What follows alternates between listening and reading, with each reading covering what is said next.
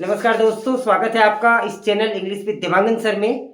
आज के हम वीडियो में बात करने वाले हैं office procedure and office management की। दोस्तों, किसी भी सेंट्रल गवर्नमेंट ऑफिसेज में एक प्रोसीजर को फॉलो किया जाता है, जिस प्रोसीजर के तहत काम किया जाता है।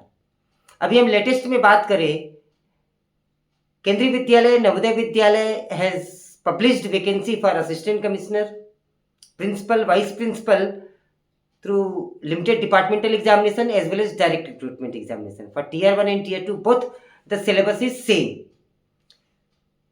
The video is going to be useful for all these aspirants, not only to these people, but those who are preparing for any sort of central government examination.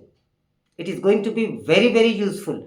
Friends, the PDF has been designed in such a manner that you will enjoy the whole lot. The PDF is given at the end, and in the channel when you go to the playlist, there is a series called competitive series, and principal vice principal playlist is there. Get into it and you will get lots of useful videos, topic wise, one by one, everything is given there. So I hope you will enjoy the video. Let us begin without delay. Thank you for watching. Don't forget to subscribe the channel if you like the video. If you like it, if you feel that it is going to be useful to you, don't forget to subscribe it and like the channel, and do give me your feedback through the channel. Let's begin with today's class. तो एक बार फिर से स्वागत है आज के इस हमारे लेसन में। Today we are going to take CSMPO and office procedure. तो let us begin with the class. सबसे पहला प्रश्न उठता है दोस्तों कि व्हाट इज CSMOP। तो मैं आपको बता दूं, it stands for central secretariat manual of office procedure. Central secretariat manual of office procedure, and this one is published by Department of Administration, reforms and public grievances. इसको हम short form में ये कह सकते हैं DARPG। एक प्रश्न इस पर बनेगा कि ये जो है मैनुअल, ये कौन प्रस्तुत करता है। और ध्यान रखिए, ये मैनुअल सर एक बार CSMOP का फुल फॉर्म फिर से बता दीजिएगा। जी, C stands for central, S for secretariat, central secretariat manual of office procedure, manual of office procedure, central secretariat manual of office procedure.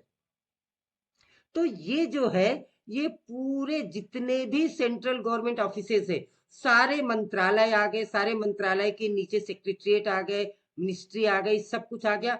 उन सब में जो ऑफिस प्रोसीजर फॉलो होता है वो सब एक जैसा होता है, और इसको इशू करता है ये department of administrative reforms and public grievances. ये ऐसा क्यों करता है? दैट सेट्स आउट, ये क्या करता क्या है? It reveals standardized rules, protocols, and procedure for work in the central secretariat to ensure efficiency, transparency, and equality in government administration. सारे गवर्नमेंट एडमिनिस्ट्रेशन में एक जैसे काम हो, ये इंश्योर करने के लिए इशू किया जाता है, जिसे हम ऑफिस प्रोसीजर या ऑफिस मैनेजमेंट के नाम से जानते हैं। मित्रों, ये क्लियर हो गया? जी सर। आप बोलते रहेंगे जी। अब हम हाँ जी, इसकी आवश्यकता क्यों होती है, कौन जारी करता है, इस पर एक बार फिर से चर्चा कर ले। पर्पस एंड गवर्नमेंट स्ट्रक्चर, कि गवर्नमेंट का स्ट्रक्चर क्या है। CSMOP, इसका फुल फॉर्म आपको आ गया। ऑब्जेक्टिव क्या है इसका, अभी मैंने बताया। Issued by department of administration, reforms and public grievances. ये इसको जारी करता है। क्यों जारी करता है? To ensure uniformity. बाद में प्रश्न आएगा, पूरे सारी मिनिस्ट्री में एक जैसे यूनिफॉर्मिटी जारी हो, इफिशियंसी हो, अकाउंटेबिलिटी तय की जा सके, स्पीड ऑफ वर्क हो, and accuracy should be there across central government offices. ये वर्ड जो है across central government offices, health ministry में भी यही यही प्रोसीजर लागू होगा, मिनिस्ट्री ऑफ एजुकेशन में यही लागू होगा, सारी मिनिस्ट्री में यही सिस्टम लागू होगा। अब हम बात करते हैं हायरार्की की। तो हायरार्की की बात करें तो सबसे ऊपर मिनिस्टर, जैसे एजुकेशन डिपार्टमेंट है तो एजुकेशन मिनिस्टर, उसके बाद में डिपार्टमेंट आएंगे। अब डिपार्टमेंट डिफरेंट आ जाएंगे, हम अपने केवी के परिप्रेक्ष्य में बात करते हैं। एजुकेशन मिनिस्ट्री के हाथ में बहुत सारे डिपार्टमेंट में एक डिपार्टमेंट है केंद्रीय विद्यालय संगठन, फिर उसके अटैच्ड ऑफिसेज आएंगे। टेक्निकल अटैच्ड ऑफिसेज में आ गया आपका हेडक्वार्टर, टेक्निकल सपोर्ट के ऑफिस अलग होंगे, फिर उसके सबऑर्डिनेट ऑफिस में आ गया आपका आरओ रीजनल ऑफिस। अब रीजनल ऑफिस 28 हो गए। फिर फील्ड इंप्लीमेंटेशन की बात करें तो छोटे छोटे डिफरेंट केंद्रीय विद्यालय आ गए। तो ये एक हायरार्की होता है। अब हम नीचे से चलते हैं तो हमारा प्रिंसिपल, प्रिंसिपल के ऊपर डीसी, डीसी के ऊपर डीसी के ऊपर जो भी हमारे हेडक्वार्टर के अधिकारी है, उसके ऊपर में केवीएस का हेड, दैट इज कमिश्नर, और उसके ऊपर में फिर मिनिस्टर, एजुकेशन मिनिस्टर। तो ये हमारी हायरार्की है। दोस्तों मैं समझता हूं कि हायरार्की क्लियर हो गई होगी आपको। जी सर। जी यस सर। जी। जी सर सेक्रेटरिएट जी। रोल की हम सेक्रेटरिएट रोल की बात करते हैं। पॉलिसी फॉर्मुलेशन, इनका काम क्या है? सेक्रेटरिएट का काम क्या है? पॉलिसी बनाए। अब देखिए सेक्रेटरिएट, मैंने बोला अभी अलग अलग सेक्रेटरिएट हो गया, तो केंद्रीय विद्यालय के सारे लेटर मछली विभाग में काम नहीं आएंगे, स्वास्थ्य विभाग में काम नहीं आएंगे, वो हमारे अपने डिपार्टमेंट में काम आएंगे। Policy formulation, coordination, parliamentary work, budget and administration, ये सारा सेक्रेटरिएट लेवल का काम होता है। बजट का केवल वो एलोकेशन और एडमिनिस्ट्रेशन देंगे, they do not handle the execution. वो केवल बना के उन्होंने दे दिया, एग्जीक्यूशन से उनको कोई मतलब नहीं है। इस पर एक प्रश्न बनेगा, ध्यान रखेंगे मित्रों। अंतिम में जो हम 20 प्रश्न सॉल्व करने वाले हैं, आज का एमसीक्यू सेशन बहुत इंटरेस्टिंग होने वाला है, क्योंकि मैंने कुछ नया किया है। 20 एमसीक्यू तो हम करते ही हैं, इस बार मैंने इसमें सीबीटी को भी लागू किया है। अब मुझे कोई बताए सीबीटी क्या है? हम जो सीबीटी करते हैं स्कूल में, वो क्या है CBT? Computer based, competency based based होगा। Competency based. Very good, competency based है। सब्जेक्ट भी जो आने वाला है हमारा वैसा वाला। जी। तो मैं 10 एमसीक्यू लेके आया हूँ, definitely you would appreciate me for that, कि 10 मैं केस लेके आया हूँ, ऐसे केस में क्या उत्तर होगा। तो 20 एमसीक्यू तो नॉर्मली हम करेंगे ही, 10 केस बेस्ड करेंगे। तो जो मैं हिंट देते जा रहा हूँ, इस पर प्रश्न आएगा तो थोड़ा सा जोर दिया करेंगे भी, और बाद में जब आप पीडीएफ पढ़ेंगे तो और अच्छे से पढ़ पाएंगे। लेकिन मेरा प्रयास ये है, एक बार पढ़ा खत्म, उसके आगे हमें नहीं बढ़ना है। इसमें सबसे बड़ा इंपॉर्टेंट होता है डाक मैनेजमेंट। तो व्हाट इज डाक? डाक है क्या? All official communications including letters, emails, telegrams, fax and parcel, इन सबको मिला के हम कह देते हैं डाक। टाइप्स ऑफ डाक की बात करते हैं तो एक तो वीआईपी डाक होता है, एक इमीडिएट या टाइम बाउंड डाक होता है, एक कॉन्फिडेंशियल या सीक्रेट डाक होता है, और एक रूटीन डाक होता है। हमेशा हमेशा याद रखें, डाक केवल 4 प्रकार के होते हैं। कितना भी बड़ा डाक क्यों ना हो, उसको 4 भाग में से ही एक भाग में से बांटा जाएगा। ये एक प्रश्न बनता है आपको, डाक कितने प्रकार के होते हैं। हैंडलिंग स्टेप, उन डाक को मित्रों मैं एक बार फिर से क्षमा चाहूंगा, आप सभी मुझसे वरिष्ठ हैं, प्रबुद्ध हैं, मैं आपको पढ़ा नहीं रहा हूं, हम केवल डिस्कस कर रहे हैं। मैंने चीजों को ऑर्गेनाइज कर लिया है और उस पर हम डिस्कस कर रहे हैं। हमारे जो वरिष्ठ साथी हैं, जो ऑफिस होल्डर हैं, ऑफिस बियरर हैं, कई वो प्राचार्य रहते होंगे, प्राचार्य रहते होंगे, तो वो कृपया गाइड करें। कभी भी यदि मैं कुछ गलत बोल जाऊं तो पहले क्षमा करेंगे और फिर उसके बाद में उसको करेक्ट भी करेंगे। आगे बढ़ते हैं। सर प्लीज एक बार, एक्सक्यूज मी सर, प्लीज एक बार हायरार्की दोबारा बता दीजिए, हायरार्की दोबारा बता दीजिए सर।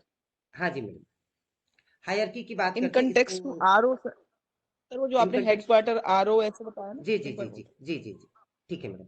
हम नीचे से ऊपर से नीचे की ओर चलते हैं। सबसे ऊपर होता है मिनिस्ट्री। एक हमारा मिनिस्ट्री है एजुकेशन डिपार्टमेंट, क्योंकि हम we are under the aegis of ministry of education.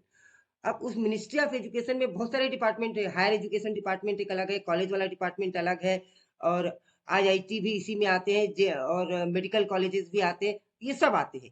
ऐसे बहुत सारे डिपार्टमेंट है, उसमें एक डिपार्टमेंट है हमारा KVS, हम इसकी बात करते हैं। तो ये एक डिपार्टमेंट हो गया। अब इससे अटैच्ड ऑफिसेज हैं, तो वो हमारे हो गए ROs, जो 29 ROs है। तो हम बात करते हैं मिनिस्ट्री ऑफ एजुकेशन ऊपर हो गया, इसके नीचे एक डिपार्टमेंट हो गया हमारा, वो डिपार्टमेंट का नाम हो गया KVS। उस डिपार्टमेंट के नीचे उसके ब्रांच ऑफिसेज हैं, जिसे अटैच्ड ऑफिसेज कहते हैं हम। तो वो कौन से ऑफिस हो गए हमारे? ROs हो गए। अब RO के नीचे हम बात करेंगे सबऑर्डिनेट ऑफिसेज हैं। तो हर RO में, जैसे भोपाल RO की मैं बात करूं, 67 केंद्रीय विद्यालय है।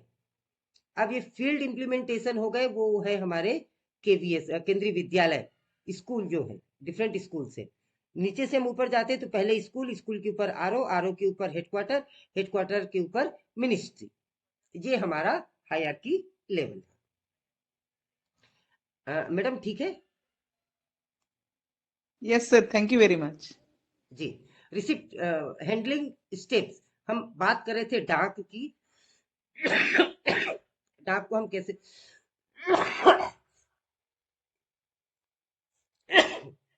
डाक को हम कैसे हैंडल करते हैं उसकी बात करते हैं। सबसे पहले उसे हम रिसिप्ट करेंगे। Initial collection of all communication, चाहे वो ईमेल हो, चाहे वो टेलीग्राम हो, चाहे वो लेटर के रूप में आया हो, कैसा भी आया हो, रजिस्ट्री आया हो, सबसे पहले हमने उसे क्या किया? रिसिप्ट किया। दूसरा स्टेप है डेट स्टैंपिंग। जो ऑफिस पीपल है उसमें डेट लगाएंगे कि भाई इस पर्टिकुलर डेट को वो रिसीव हुआ। Mark receipt date immediately.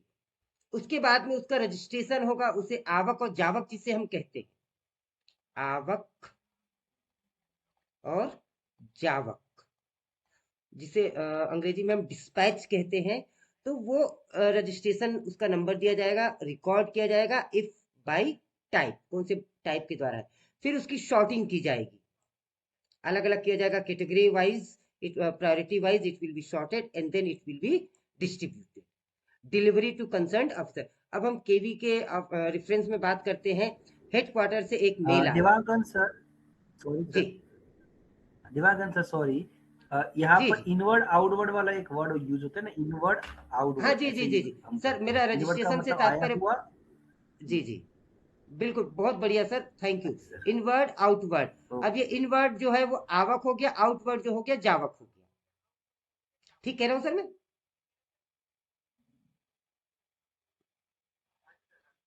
हाँ जी सर, जी हाँ जी सर, सर। ठीक कह रहे हैं। हाँ जी, हाँ। जो इनवर्ड हुआ वो आवक हो गया, और जावक। अब इसको दूसरे शब्दों में ले लीजिए। हेडक्वार्टर से एक लेटर आया आपके नाम से, तो पहले उसका इनवर्ड होगा, और वहीं पे आप किसी ट्रेनिंग प्रोग्राम के लिए जा रहे हैं, आपको रिलीविंग दिया जाता है, तो उसका जावक में मेंशन किया जाएगा कि you are issued a letter. तो यही इनवर्ड आउटवर्ड है, जिसे हम दूसरे शब्दों में हमने यहाँ पे रजिस्ट्रेशन कह दिया था। फिर उसके बाद में सॉर्टिंग हो गया, फिर डिस्ट्रीब्यूशन हो गया। क्रुशियल रूल जो है उसे याद रखना। ये ऐसा ब्लू येलो जो मैं देता हूँ वो इंपॉर्टेंट पॉइंट होता है। कॉन्फिडेंशियल डाक must be delivered unopened to authorised officer only. अब प्रिंसिपल यदि अनुपस्थित है, प्रिंसिपल के जगह जो ऑफिशिएटिंग प्रिंसिपल है उसे वो दिया जाएगा, वो भी अनओपन्ड। वहीं पे मेरे नाम से, आपके नाम से कोई लेटर आया, if it is open, specimen copy आई है, इफ इट इज ओपन, या कोई एग्जामिनेशन का आ गया है, साइंस फाउंडेशन ओलंपियाड का आ गया है, वो खुल जाए, कोई बड़ी बात नहीं है, लेकिन कॉन्फिडेंशियल डाक मस्ट नॉट बी ओपन्ड, चाहे वो पर्सनल नेम से क्यों ना हो। वो सुरेश कुमार देवांगन के नाम से RO से आया है और वो कॉन्फिडेंशियल लिखा है, लेकिन वो आया तो स्कूल में ही है, तो I should receive it unopened. Even principal do not have authority to open it because it is by name and it is confidential. इसलिए ये लाइन लिखा है, कॉन्फिडेंशियल डाक must be delivered unopened to authorised officer. यहाँ पे authorised officer का मतलब आप प्रिंसिपल बिल्कुल ना समझे, जिसके भी नाम से वो आया है, that fellow is authorised officer. आगे बढ़ते हैं। फाइल सिस्टम एंड स्ट्रक्चर की हम बात करते हैं। नोट्स पोर्शन, हाँ इसमें भाई ध्यान रखेंगे, हम बात करेंगे NP की और CP की। अब ये NP और CP क्या है बात कर लेते हैं। नोट्स पोर्शन जो होता है उसे हम NP कहते हैं। Internal examination, analysis, fact, decisions and references written in black and blue ink only. अब मैं एक उदाहरण देता हूं आपको कि मिनिस्ट्री ऑफ फला फला से एक लेटर आया केंद्रीय विद्यालय संगठन के कमिश्नर को कि भाई आपके केवी में ऐसा ऐसा कार्यक्रम आप कराइए। तो आप देखते होंगे उस लेटर पे मार्क किया हुआ रहता है, ऑफिसर ने मार्क किया है, तो वो mark will be done by black and blue ink only.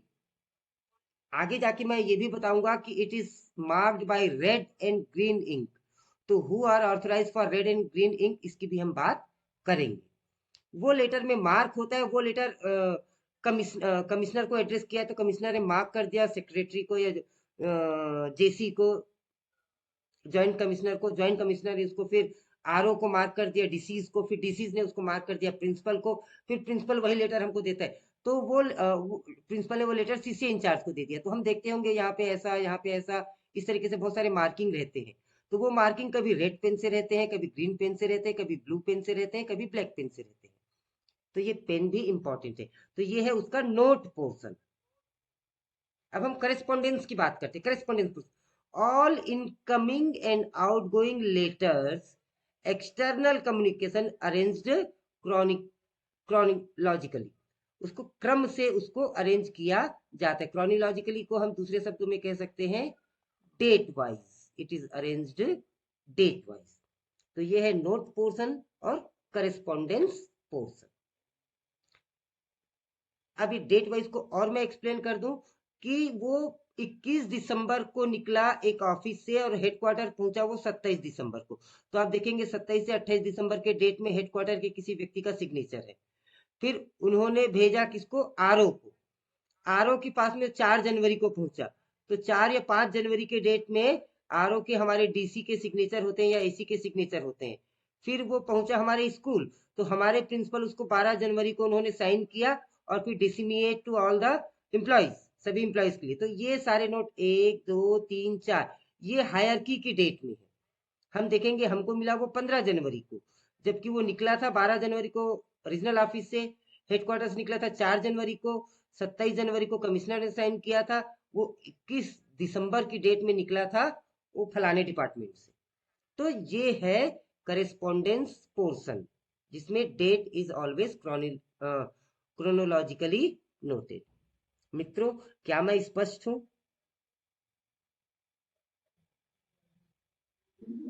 Yes. जी सर। जी सर। हाँ सर। ओके, चलिए। फाइल थोड़ा सा टाइप ये एंड पूछना नंबर। चाह रहा था जी जी सर, ये जो नोट पोर्शन वाले में आपने black and blue ink colour वाली बात बताई थी, आई गेस उसमें भी रेड और ग्रीन का आप बताएंगे अभी? जी, मैं बताऊंगा सर आगे जाके। जी सर। उसी समय हम कंपैरिजन करेंगे तब क्लियर होगा। ये रेड और ठीक ये है। जो ब्लैक और ब्लू जो है सर, वो आप और हम भी इस्तेमाल कर सकते हैं, हमारे प्रिंसिपल भी इस्तेमाल कर सकते हैं, है ना। अब जी आरओ का कौन जी अधिकारी और हेडक्वार्टर का कौन अधिकारी रेड और ग्रीन यूज करेगा, उसकी हम अभी चर्चा नीचे जाके करेंगे सर। वो जब रेफरेंस आएगा ठीक है तभी सर, आपको ठीक। मजा आएगा सर सर। प्रिंसिपल जी सर प्रिंसिपल हाँ ग्रीन पेन यूज कर सकते हैं क्या? सर, वो एक्चुअल में क्या होता है, प्रिंसिपल ग्रीन पेन नहीं से कर साइन कर, वो साइन कर देते हैं जबकि दे आर नॉट ऑथोराइज्ड। लेकिन वो भी बहुत समझदार है सर, जब वो लेटर को हेडक्वार्टर भेजते हैं, मैं देखो बहुत अच्छी बात बता रहा हूँ, जब वो लेटर को हेडक्वार्टर जी भेजते कभी भी ग्रीन पेन से साइन नहीं करते। लेकिन आपको जब मेमोरेंडम दे रहे तो वो ग्रीन पेन से साइन करते। जब आपकी कॉपी को चेक कर जी रहे हैं तो ग्रीन पेन साइन करते। जब आपके क्या बोलते हैं उसको, टीचर्स डायरी को साइन करे डायरी तो को। ग्रीन पेन से साइन करते। लेकिन वहीं पे आपके नाम का कोई लेटर वो हेडक्वार्टर भेज रहे हैं या फॉरवर्ड करे तब वो ब्लू पेन से ही साइन करते, क्योंकि उनको पता है कि ये कहा जा रहा है हायर ऑफिसर को, and they are not authorise to use green ink. जी ठीक है सर, जी सर, थैंक यू। चलिए। जी जी, हम बात करते हैं। यूज करते हैं सर। हाँ, yes, yes, yes, yes, absolutely, you can say that. Though they are not gazetted, but as a head of the institution, if they are issuing any letter or any notice to their subordinate, they use green pen. They use green pen, though they are not authorized. If they are writing to their subordinate, but if they are writing to their officer, they will not use green pen. Even हमारे DC साहब भी green pen नहीं use करते जब वो joint commissioner को लिख रहे हैं। चलिए, बात करते हैं पॉलिसी फाइल की।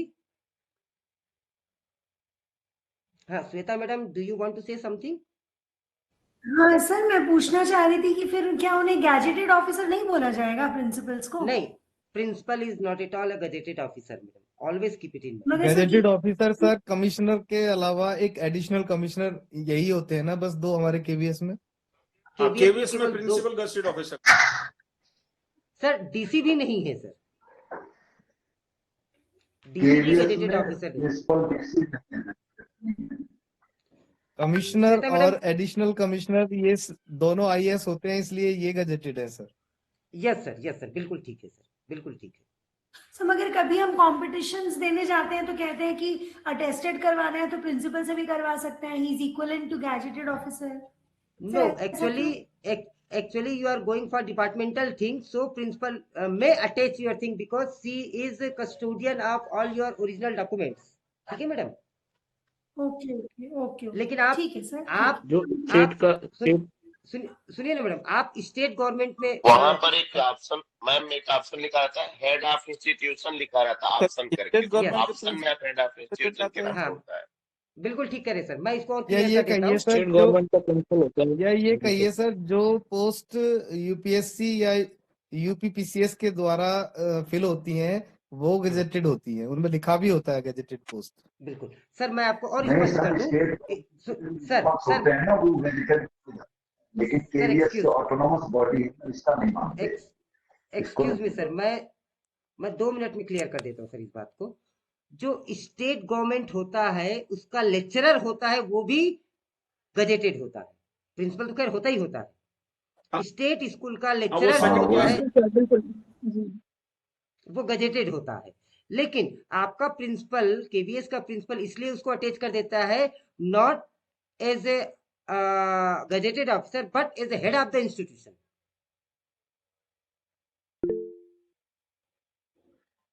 आपके हेड ऑफ द इंस्टीट्यूशन होने के नाते वो आपकी फाइल, आपके डॉक्यूमेंट को अटैच कर देते हैं। ठीक है मैडम? जी sir, thank you sir. Okay जी। बात करते हैं फाइल टाइप्स एंड नंबरिंग। हाँ भाई, नंबरिंग और फाइल टाइप बहुत इंपॉर्टेंट है। पॉलिसी फाइल जो होते हैं लॉन्ग टर्म पॉलिसी मैटर होता है। लॉन्ग टर्म जो पॉलिसी मैटर होता है उसे पॉलिसी फाइल कहा जाता है। मैं फाइल के टाइप्स पूछूंगा बाद में भी, और उसको नंबरिंग देते हैं तो एक एक चीज इंपॉर्टेंट है। ये ए भी इंपॉर्टेंट है, ये भी इंपॉर्टेंट है, ये 2 भी इंपॉर्टेंट है, ये 2023 भी इंपॉर्टेंट है और स्टेब्लिश भी इंपॉर्टेंट है। ये सब कुछ ना कुछ डिनोट करते हैं। तो क्या डिनोट करते हैं हम बात करेंगे। फाइल के 4 प्रकार होते हैं। पहला policy file, long term policy matters, current file जो एक्टिव केसेस चलते रहते हैं, क्लोज्ड फाइल जो कंप्लीट मैटर हो चुके होते हैं, और एक होता है पर्सनल फाइल जो एम्प्लॉय की सर्विस रिकॉर्ड को मेंटेन करते हैं। हम सबकी पर्सनल फाइल है, ये हमको पता है। क्लोज्ड फाइल कोई ऐसा मैटर जो चल रहा था जो क्लोज हो गया है वो क्लोज्ड फाइल कहलाएगा। करंट मैटर जो चल रहे हैं वो करंट फाइल में रखे जाएंगे, और एक पॉलिसी फाइल होती है जो लॉन्ग टर्म पॉलिसी मैटर होता है। अब फाइल नंबर की जब हम बात करते हैं, जैसे फाइल के नंबर होते हैं normally A upon so and so upon 2 upon 2023 upon establish. ये क्या क्या बताते हैं? पहला बताता है सेक्शन कोड, ये जो A लिखा है ये सेक्शन बता रहा है। दूसरा सब्जेक्ट बता रहा है, ये जो 1001 लिखा है वो सब्जेक्ट बता रहा है। फिर सीरियल नंबर बता रहा है, फिर ईयर बता रहा है, फिर उसका डिपार्टमेंट बता रहा है कि कौन से डिपार्टमेंट की फाइल है। स्टैब्लिश डिपार्टमेंट में जा रहा है कि एकेडमिक में जा रहा है कि फाइनेंस में जा रहा है कि स्काउट एंड गाइड का है कि सीसीए का है, what ever that way it tells about the department. ये ईयर को बताएगा 2023 वाला है कि 25 वाला है कि 26 वाला है। ये 2 नंबर मतलब उस पर्टिकुलर ईयर का दूसरे नंबर का लेटर है, ऐसा। अब ये चीज इंपॉर्टेंट है, ये आएगा, ये आपकी पर्सनल फाइल पे भी लागू होता है, किसी भी फाइल पे लागू होता है। File must be split after 150 to 200 pages.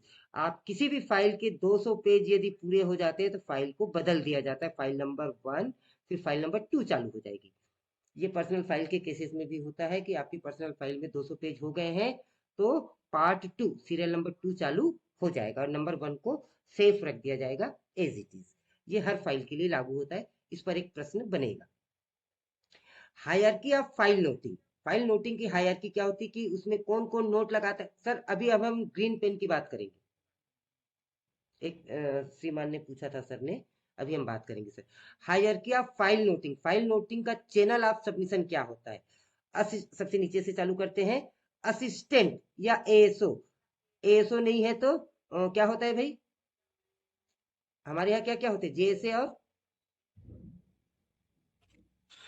SSA, SS JSA SSA UDC जो हाँ, ये हो गया आपका एलडीसी, ये हो गया आपका यूडीसी, ये उससे भी बड़ा हो गया और ये उससे भी बड़ा हो गया। तो चलिए देखिए, the dealing hand initiate file. Dealing hand जो होता है, जिस स्कूल में जेएसए है वो डीलिंग हैंड हो गया, उससे बड़ा अगर एसएसए है तो वो डीलिंग हैंड हो गया, उससे बड़ा अगर उस स्कूल में एएसओ है तो वो डीलिंग हैंड हो गया।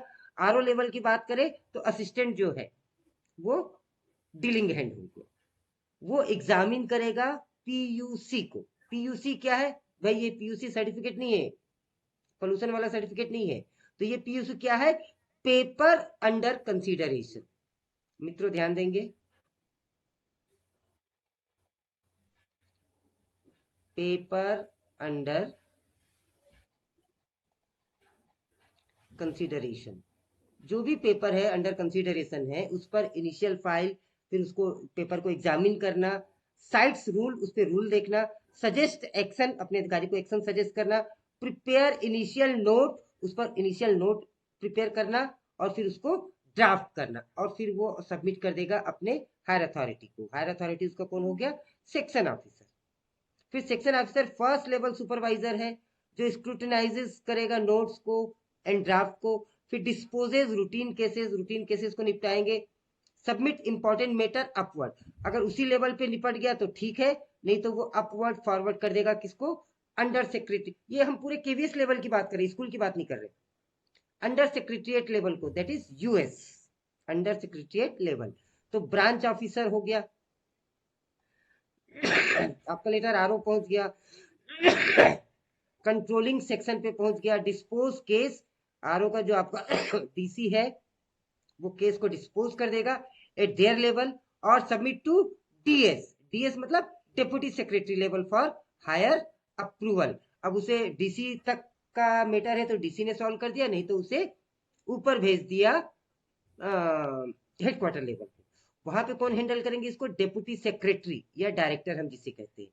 Division head acting for secretary are review comprehensively, finalises many matters और फॉरवर्ड टू जेएस। उनके भी लेवल का नहीं है तो वो ज्वाइंट सेक्रेटरी लेवल के या सेक्रेटरी लेवल के आदमी को उन्होंने फॉरवर्ड कर दिया। वहां देखते हैं सीनियर पॉलिसी हेड है, joint secretary often final authority होते। क्रिटिकल मैटर में वो सेक्रेटरी लेवल पे पहुंचे, मतलब बहुत सारी, मतलब कमिश्नर लेवल पे बहुत सारी चीजें, मैक्सिमम चीजें पहुंच ही नहीं पाती, कमिश्नर तक थोड़ी जाती भाई कोई बात। मैक्सिमम हो गया ज्वाइंट सेक्रेटरी लेवल पे वो निपट जाती है, क्रिटिकल मैटर हो जाता है। सेक्रेटरीट जो एडमिनिस्ट्रेटिव हेड होता है, uses green and red ink. अब हमारा जो कमिश्नर है वो क्या यूज करेगा? ग्रीन पेन यूज करेगा या फिर रेड पेन। मेरे किसी मित्र ने पूछा था कि सर ब्लू और ब्लैक कौन यूज करेगा, तो अब आप इतना समझ जाइए। एडमिनिस्ट्रेटिव हेड, हम केवीएस की बात करें तो हमारा एडमिनिस्ट्रेटिव हेड कौन है? कमिश्नर। कमिश्नर कौन है? हमारा आईएएस ऑफिसर। और एडिशनल कमिश्नर जो है वो आईएएस ऑफिसर है। ये दोनों रेड और ग्रीन यूज कर सकते हैं। इसमें हाईएस्ट अथॉरिटी कमिश्नर है तो वो ग्रीन यूज करेंगे और उनके लिए एडिशनल कमिश्नर जो है वो रेड पेन यूज करेंगे। और इन दो को छोड़ के बाकी जितने हैं, चाहे वो ज्वाइंट कमिश्नर हो, चाहे वो असिस्टेंट कमिश्नर हो हेडक्वार्टर लेवल पे, चाहे हमारे डीसी हो, चाहे हमारे प्रिंसिपल हो, चाहे हमारा जेएसए हो, चाहे वो एसएसओ हो, चाहे एएसओ हो, चाहे जो भी हो, वो क्या यूज करेंगे? ब्लैक और ब्लू यूज करेंगे। इतना लंबा चौड़ा मैंने भाषण दिया, क्या मेरी बातें स्पष्ट है सभी मित्रों को? Yes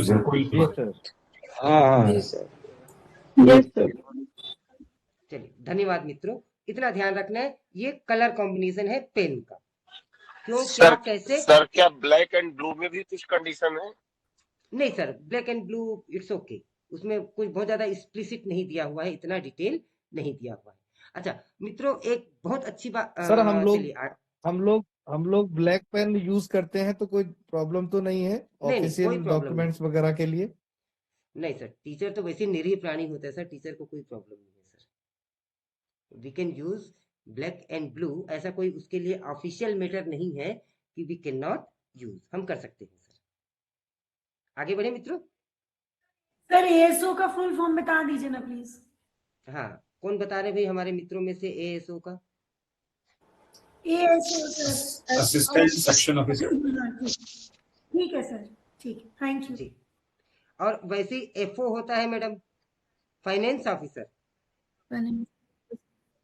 okay sir. आगे बढ़ते हैं। की प्रिंसिपल की हम बात, मैंने पहले ही बोला, की प्रिंसिपल हाँ जहां आया सर, मतलब सॉरी सॉरी सर, दिवाकरन सर, जी जी जी, एएसओ का जो फुल फॉर्म बताया उसका होता है असिस्टेंट सेक्रेटेरिएट होता है सर, नॉट सेक्शन। एएसओ हाँ, जैसे जेएसए का जूनियर सेक्रेटेरिएट होता है ना, तो शायद एएसओ का असिस्टेंट सेक्रेटेरिएट ऐसा कुछ हो सकता है ना? नहीं सर, नहीं सर, नहीं सर, नहीं सर, मैं आपको समझा सेक्शन दूं। ऑफिसर, नहीं, असिस्टेंट मैं सेक्शन ऑफिसर। सेक्शन है सर। जी जी assistant sir section sir officer. Sir मैं क्लियर कर, हाँ सर, मैं क्लियर कर देता हूँ। जेएसए हो गया हमारा असिस्टेंट सेक्शन जूनियर, सुनिए, जेएसए हो गया जूनियर सेक्रेटरीट असिस्टेंट, ये हमारा हो गया एलडीसी। इसके ऊपर हो गया एसएसए, सीनियर सेक्रेटरीट असिस्टेंट। अब इसके ऊपर जाते हैं, जब 3 सेक्शन का स्कूल होता है या 4 सेक्शन का स्कूल होता है, तो एक होता है एएसओ, असिस्टेंट सेक्शन ऑफिसर। और जब आप आरओ लेवल पे जाते हैं तो उसमें होता है सेक्शन ओके ऑफिसर। ठीक है सर। और जैसे ये ओके एसओ होता है, वैसी एफओ होता है जो फाइनेंस ऑफिसर होता है। एफओ जो होता है वो केवल आरओ लेवल पे होता है, और एएसओ स्कूल लेवल पे भी हो सकता है, आरओ सेक्शन लेवल पे भी। ऑफिसर को ही, सेक्शन ऑफिसर को हिंदी में अनुभाग अधिकारी। बहुत बढ़िया मैडम, अनुभाग अधिकारी। बीना मैडम धन्यवाद। चलिए आगे बढ़ते हैं। सर मुझे बड़ी खुशी है कि हमारे बहुत सारे मित्र, मोर देन, प्रदीप जी कितने लोग हैं अभी? 76 78 people must be there sir 80 great, a great number. 80 मित्र हमारे रात के 9:30 बजे यदि बैठे हैं तो इट शोज द कमिटमेंट। आगे बढ़ते हैं। ऑफिशियल कम्युनिकेशन की सर बात इसके करते पहले हैं। की स्लाइड में की प्रिंसिपल सर छूट वो गया। की प्रिंसिपल रह गया। अच्छा अच्छा अच्छा, सॉरी जी, क्षमा चाहेंगे जी। बाप रे, कितने मतलब विजिलेंट हैं आप लोग, वेरी गुड। की प्रिंसिपल की बात करते हैं। Maximum 4 level should examine a case. एक किसी केस को 4 लेवल पे एग्जामिन किया जाना चाहिए। 4 लेवल पे उसे एग्जामिन किया जाएगा। Level jumping permitted only in special circumstance. अच्छा, लेवल भी जंप किया जा सकता है, जैसे स्टेप है हमारा 1 2 3 4, तो यहाँ से सीधा यहाँ भी हो जाएगा, वो प्रायोरिटी वाले केस में कि भाई इन दो की कोई महती रोल नहीं है, लाओ इसको तो डायरेक्ट यहाँ देना है। ऑब्वियसली होता ही है ना। तो ये केवल इस permitted, level jumping is permitted only in special circumstances, ये ध्यान रखिए। चलिए ऑफिशियल कम्युनिकेशन की बात करते हैं। बहुत जल्दी हम आ जाना चाहते हैं इस पर, ये रिविजनल चीजें हैं। उसके बाद फिर हम आ जाएंगे हमारे मोस्ट अवेटेड एमसीक्यूज पर। थोड़ा सा मैं जल्दी चलता हूँ। अब ऑफिस कम्युनिकेशन, जल्दी का मतलब बिल्कुल नहीं है कि समझेंगे नहीं, समझाएंगे नहीं। ऑफिशियल कम्युनिकेशन फॉर्म्स, सबसे पहला है लेटर। तो formal external communication addressed by name to specific recipient, किसी पर्टिकुलर पर्सन के नाम से उसे आदेशित किया जाता है। आपका सबसे बढ़िया एग्जांपल इसका रिलीविंग ऑर्डर, भाई वो सुरेश देवांगन के नाम से ही बनेगा, वो रिलीविंग ऑर्डर प्रदीप कुमार वर्मा के नाम से ही बनेगा। तो ये पर्टिकुलर पर्सन हो गया, ये लेटर हो गया। ऑफिस मेमोरेंडम की हम बात करते हैं, that is OM, internal instructions होते हैं उसमें, not addressed by name, signed by authorised officer in personal format. Office memorandum हो सकता है जैसे the undersigned is going on leave therefore this this that that, ऐसा ऐसा विल बी। अभी किसी एक व्यक्ति को मेंशन नहीं किया गया। ऑफिस मेमोरेंडम भी जारी किया गया है कि mobile, it is found that the teachers are using mobile, ऐसा ऐसा ऐसा, तो इट शुड नॉट बी ऐसा, नहीं तो strict action will be taken. ये किसी पर्टिकुलर व्यक्ति के नाम से, ये हो गया OM, ऑफिस मेमोरेंडम। केवल मेमोरेंडम होता है, देखिए बहुत अच्छी बात बता रहा हूं मित्रों, थोड़ा सा ध्यान दीजिएगा। ON मैं कहता हूं यदि ऑफिस मेमोरेंडम, तो वो नाम से नहीं होगा, और केवल मेमोरेंडम जो होगा वो नाम से होगा। हम लोग तो एक्सपर्ट है मेमोरेंडम लेने में, तो जब मेमोरेंडम आता है तो वो हमारे नाम से आता है, दैट इज मेमोरेंडम। इवन आपका अपॉइंटमेंट लेटर जो है उसके सबसे ऊपर टॉप में मेमोरेंडम लिखा है, अपॉइंटमेंट लेटर नहीं लिखा है, आप एक बार खोल के देख लीजिएगा। It is issued to you on the name of जी सर, सही मेमोरेंडम, है ना। तो जी, वो सर्विस की मेमोरेंडम शुरुआत ही मेमोरेंडम से होती है। एग्जैक्टली इसीलिए हमको जब मेमो मिलता है तो बड़ी खुशी खुशी ले लेना चाहिए कि हाँ भाई लाओ, आपने दिया ही तो सही, कुछ लिया थोड़ी, है ना। चलिए आगे बढ़ते हैं। ऑफिस मेमोरेंडम बाय नेम नहीं होता है, पर्सनल नहीं होता है, और मेमोरेंडम जो होता है वो बाय नेम होता है। ऑर्डर एंड नोटिफिकेशन, कोई भी ऑर्डर होता है, नोटिफिकेशन क्या होता है? सर जी सर, देवांगन सर, जी sir memorandum of understanding, what is that? Memorandum of understanding, sir मुझे देखने की यस आवश्यकता सर, होगी। MOU। ये दो विभागों के बीच में समझौता है सर, अच्छा अच्छा, एक MOU। सेकंड, ओके ओके जैसे ओके अभी ओके KVS और ओके, यूनियन यस बैंक में हुआ यूनियन है। बैंक, चलिए मैं बता देता हूँ sir. MOU is memorandum of understanding. जैसे सर ने बहुत ही गजब का उदाहरण दिया, एक अभी MOU आया था कि हमारे केंद्रीय विद्यालय और यूनियन बैंक के बीच में करार हुआ है कि यदि आपके एम्प्लॉय सैलरी अकाउंट हमारे यहाँ रखते हैं तो हम उनको ये बेनिफिट देंगे। तो ये दो डिपार्टमेंट के बीच में अंडरस्टैंडिंग हुई है, और वो जो गाइडलाइन और लेटर जारी किया गया उसे मेमोरेंडम ऑफ अंडरस्टैंडिंग कहेंगे, MOU कहेंगे। बहुत बढ़िया सर, थैंक यू सर, मुझे याद आ गया। Order and notification, formal discussion होता है इसमें, एंड पब्लिक अनाउंसमेंट होते हैं with legal effect. Legal effect जहां आ गया मतलब अगर नहीं करोगे तो ऐसा होगा। Failing which is liable to this this that that, ये इसकी लैंग्वेज होती है, फेलिंग विच। तो ये ऑर्डर या नोटिफिकेशन होता है। सर्कुलर और डीओ की बात करें हम, डीओ लेटर, डीओ का फुल फॉर्म मुझे कोई बता देंगे? Demi official. डीओ का फुल फॉर्म याद रखें, डेमी ऑफिशियल। अब ये डेमी ऑफिस, आपने सेमी ऑफिशियल तो सुना था, ये डेमी ऑफिशियल क्या है मैं बता रहा हूं, बहुत ध्यान से सुनेंगे मित्रों। अच्छे खासे रिसर्च के बाद में मैं ये सारी बातें आपको बताता हूं। Demi official letter means it refers to a type of personal semi-formal letter used in government and official setting to allow another officer's attention, often for important matter or request, using friendly tone but maintaining official context.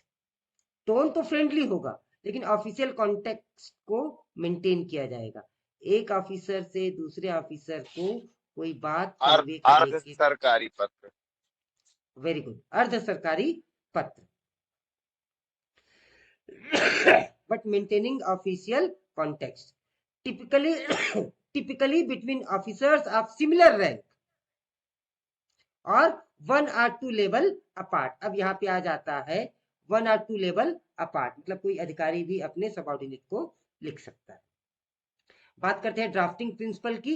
इसमें आपको courtesy maintain करना है, precise रहना है, simplicity रखना है और accuracy का ध्यान रखना है। ये 4 ड्राफ्टिंग प्रिंसिपल्स हैं। पहले रेस्पेक्टफुल टोन होगा आपका, क्लियर मीनिंग निकलना चाहिए, इजी लैंग्वेज होना चाहिए और करेक्ट रेफरेंसेस निकलने चाहिए। क्रिटिकल रूल्स टू मेमोराइज, ये जब ऐसा बड़ा बड़ा दिया है देवांगन जी ने, मतलब ये याद करने की चीजें हैं। अब हम रिवीजन मोड में आ गए हैं मित्रों, अभी तक जो पढ़ा है हमने। 4 मैक्सिमम 5 लेवल होंगे, not more than 4 level should examine a case including dealing hand. Dealing hand मतलब आपका सबसे नीचे वाला व्यक्ति आ गया जेएसए। जेएसए से पूरे ऊपर तक पहुंचने में 4 हैंड ही होना चाहिए केवल, पहुंचने में 4। जी मैडम, अभी किसी मैडम ने कुछ कहा, चलिए आगे बढ़ते हैं। मित्रों मैं क्लियर हूं? जी सर। Yes, sir. Yes, चलिए। yes, sir. अब थोड़ा सा कंफ्यूजन हो सकता है, उसको मैं क्लियर कर दूं। मैंने आपको बताया था जेएसए, एसएसए और आपके एएसओ इतने होते हैं एक ही स्कूल में। अब ये पहले डील करेगा, फिर ये डील करेगा, फिर ये डील करेगा, तो 3 हैंड तो यही हो गए। ऐसा नहीं होगा, इनमें भी ऑथराइज होगा। अगर ये डील करे तो इसे देखने की जरूरत नहीं, इसे देख रहे तो इसे देखने की जरूरत नहीं। इन सबके अपने डिपार्टमेंट बंधे हुए हैं और यहाँ से सीधा प्रिंसिपल को जाएगा, दैट्स ऑल। फिर principal RO headquarter, that is 4 level. 7 maximum pending days. हाँ भाई, किसी भी फाइल को 7 दिन से ज्यादा नहीं लटका सकते आप। No case should remain pending for more than 7 working days. 7 working days में कुछ न कुछ उस पर लेवल लग जाना चाहिए, एटलीस्ट ऑफिशियल तो लगी जाना चाहिए। एमपी और वीआईपीज की बात करते, कई बार हमारे पास में लोकसभा के प्रश्न आते हैं तो प्रिंसिपल हमको बोलते भागो भागो भागो, दौड़ो दौड़ो दौड़ो, इसका उत्तर दो, ये करो, आज ही देना है, आज ही देना है। ऐसा नहीं होता है। एमपी और वीआईपी के जो लेटर आते हैं उनके एक्नॉलेजमेंट का टाइम हमको 15 दिन में हमको एक्नॉलेज कर लेना है कि हाँ भाई we are in receipt of the letter, और 15 दिन में ही आपको जवाब दे देना है। तो टोटल पीरियड जो होता है वो 30 डेज होता है, याद रखें। Must acknowledge MP, member of parliament's letter and VIP's letter within 15 days of the receipt. And MP और VIP के full reply, complete reply to MP and VIP correspondence within 30 days.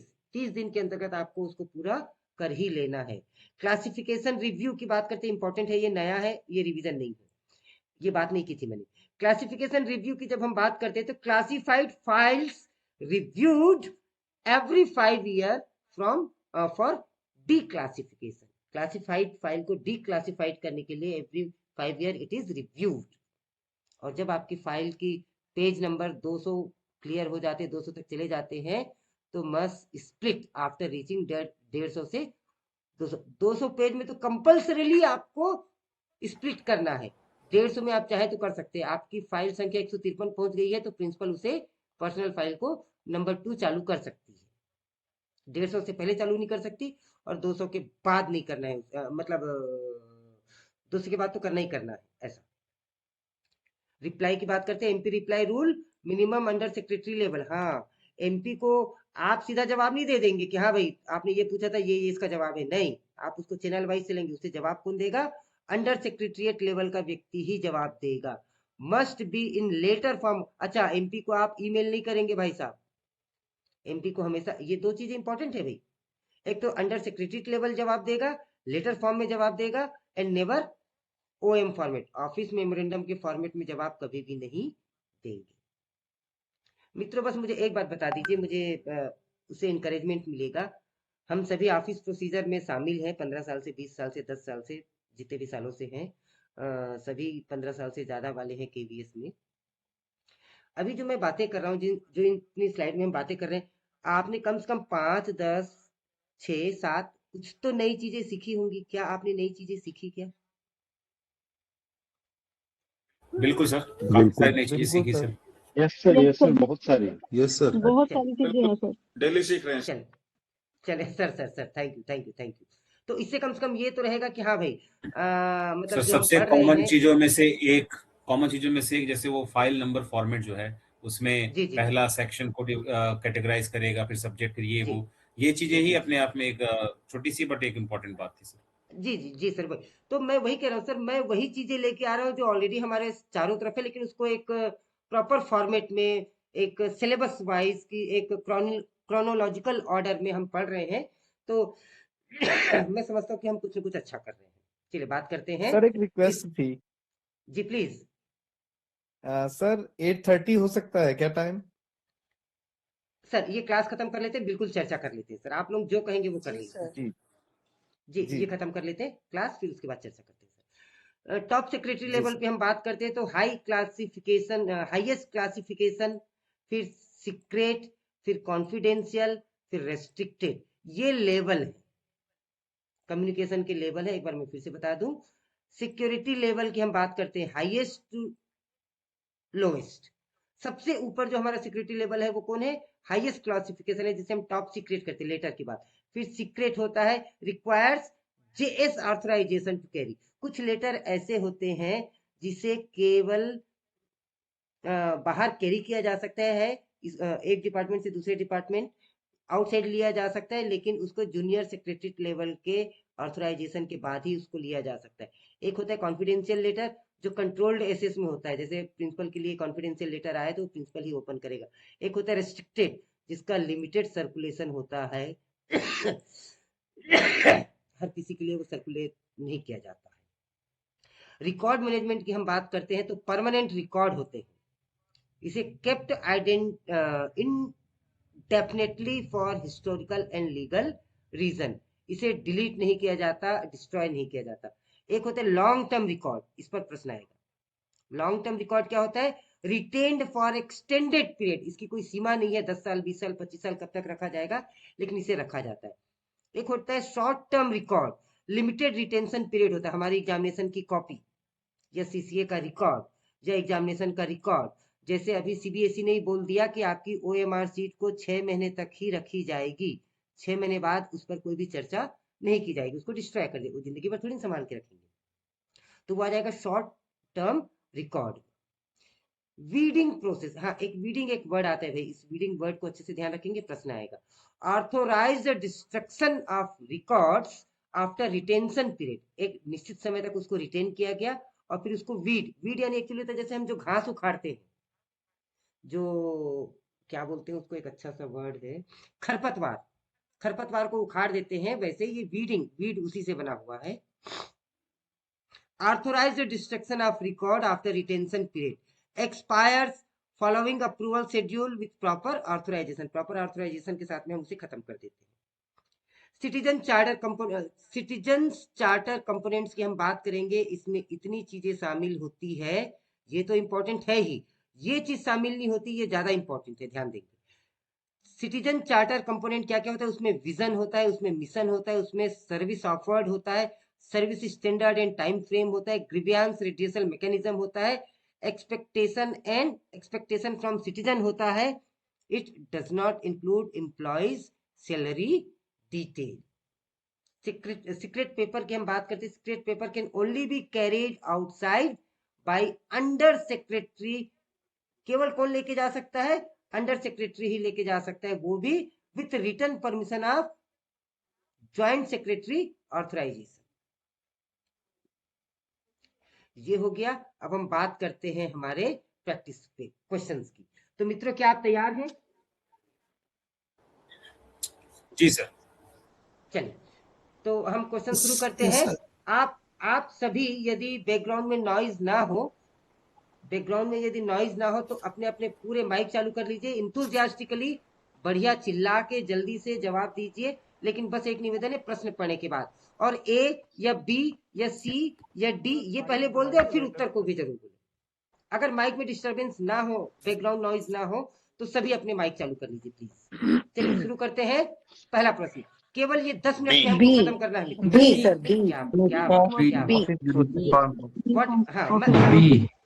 एक निवेदन, प्रश्न को पहले पढ़ने देंगे, है ना? प्लीज सर जैसा आपने अभी प्रोसीजर पढ़ाया, प्रोसीजर अभी टूट गया, आपने कहा पहले प्रश्न पढ़ेंगे फिर जवाब आएगा। हाँ भाई, प्रोसीजर का ध्यान रखेंगे भाई। हाँ, मैंने कल भी कहा था कि इस केबीसी का मैं अमिताभ बच्चन हूँ, है ना? चलिए, what is the main objective of CSMOP? B is the answer. Uniformity of office procedure, option B. Yes sir. चलिए, what is the full form of CSMOP? Central secretariat manual very good. Central secretariat manual of office very good. अच्छा, इसे जारी कौन करता है? इसे publish कौन करता है?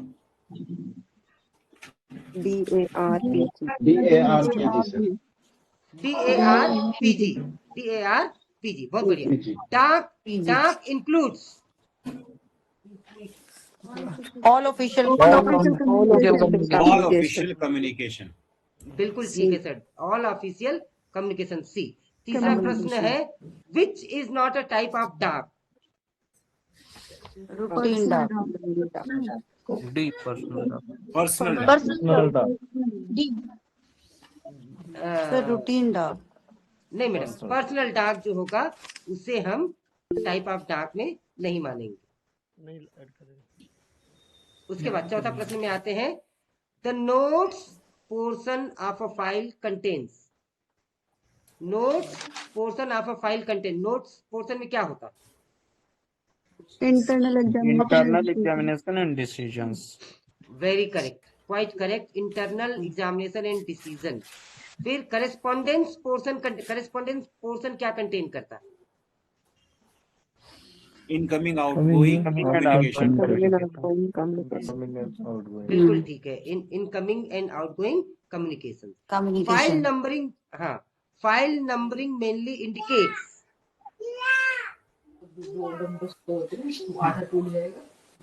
Subject and year.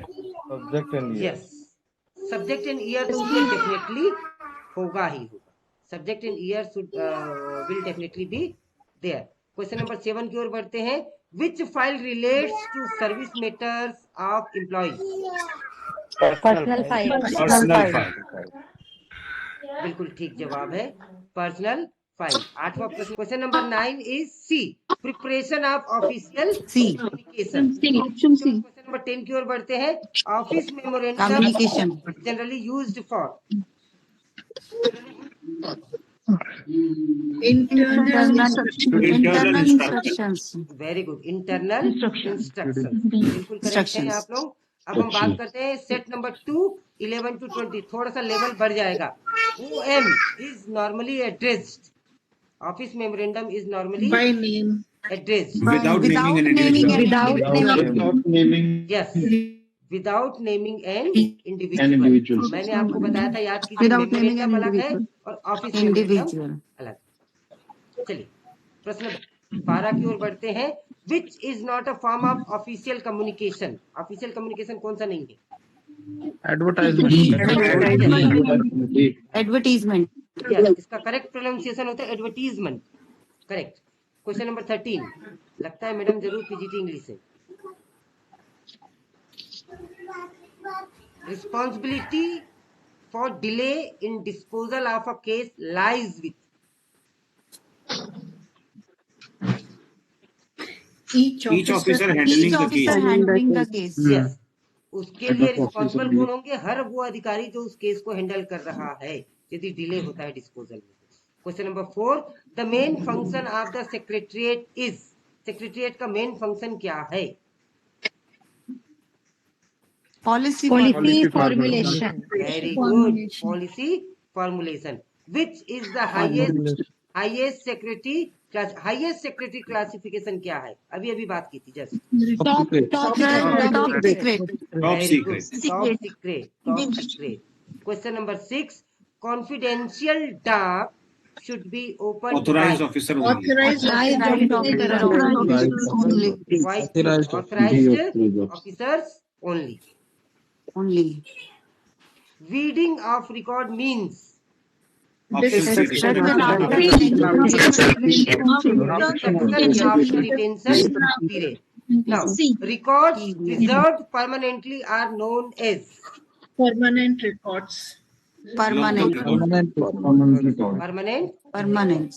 अच्छा, लॉन्ग टर्म क्या होता है? जिसे लॉन्ग टर्म के लिए रखा जाता है। शॉर्ट टर्म क्या होता है? जिसे Time is not fixed.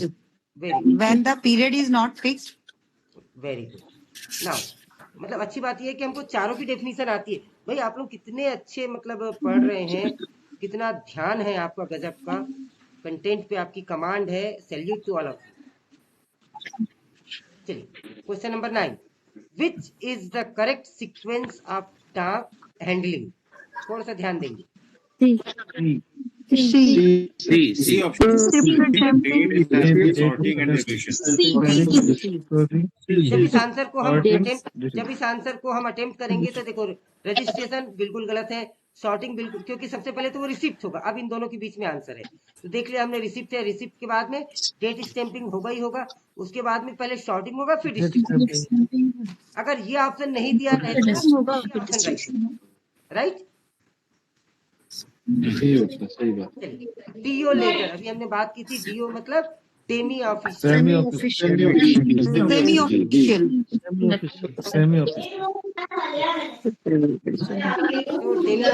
Letter is semi official. Okay, Yes. चलिए, तो यहाँ पे हमारे 20 प्रश्न खत्म होते हैं मित्रों। बधाई हो आपको, आपने बहुत अच्छा किया। अब हम बात करेंगे केस स्टडी की। क्वेश्चन केवल मैं पढ़ूंगा, उसके बाद हम उत्तर की बात करेंगे। अगले 10 मिनट में से खत्म करना है हमें, 5 मिनट में। A confidential letter addressed to the principal is received in registry. तो ऐसे केस में व्हाट शुड बी डन? जल्दी में तो रखो ना। B, sir. C. Deliver unopened to authorized officer। Confidential लिखा हुआ है, Sir, C. कॉन्फिडेंशियल लिखा हुआ है तो अनओपन। हाँ, दूसरे केस की ओर बढ़ते हैं। unopened. भाई देखिए, ये सामान्य प्रश्न के रूप में तो हम कर ही लेते हैं, लेकिन तो थोड़ा सा ध्यान देंगे। A file remains pending at 3 level without any decision. अगर 3 लेवल पे वो पेंडिंग पड़ा हुआ है, which principle is violated? Accountability. Very good. Accountability is destroyed. Case number 3, an office memorandum is drafted addressing individual officer by name. Office memorandum is by name. What is incorrect?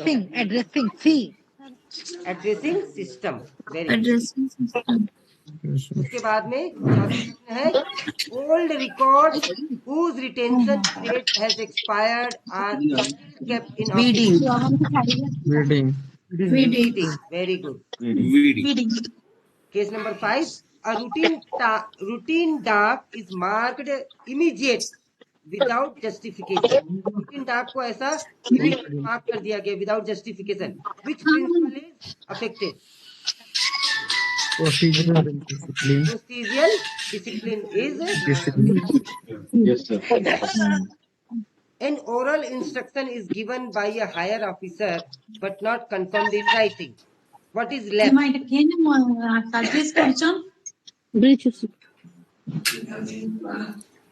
B. Failure to confirm in writing. Yes. Case number 7, a file has exceeded 200 pages but has not been split.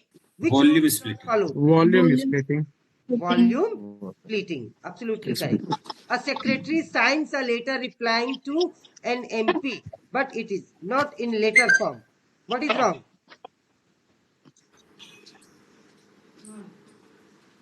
Yes. Form of communication. B. Then Form. it Yes, should sir. not be in the letter form. It should be in the Writing form. no. It should not be in letter form. And then reply. नहीं, letter के form में नहीं होगा। किस रूप में होगा वो? OM के form में। OM. OM के फॉर्म में, OM के फॉर्मेट में होगा। OM के फॉर्मेट में। Yes. Last cases, a secret file is carried outside by office by an under secretariat without written authorization. Which secretary rule is violated? Movement register. No, carrying authorization. Carrying authorization. Carrying authorization is violated here. Now, last question of the day. A citizen's charter displayed including employees' salary details. Citizen charter में salary नहीं होता, बताया था मैंने। Displayed includes Inclusion of Inclusion of salary details. ये नहीं। inclusion of salary details. Very good. मित्रों, 1 minute के लिए माइक बंद कर देंगे। 1 मिनट के लिए माइक बंद कर देंगे सभी। So friends, this is all about today's lesson, and here you will find answer key with explanation. In case if you are giving any answer wrong by attempting it yourself, I must suggest you to attempt it yourself, and here not only answers are given but explanation is also given to you, my dear friends, so that you need not go back to PDF searching for the answer. So in this way it will help you. All 20 and 30 questions are answered here. So friends, that's all in this video today, and next you can see it again. Attempt it as many times as you want. Thank you and have a nice